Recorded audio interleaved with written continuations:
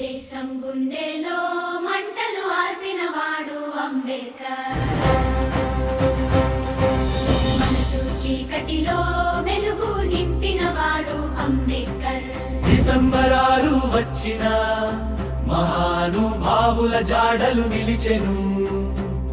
ప్రజల హక్కుల కోసం పోరాడిన నీ శ్వాసే మా దీపమయ్యను. బానిసల మార్గంలో ఆశను నాటినవాడు అంబేద్కర్.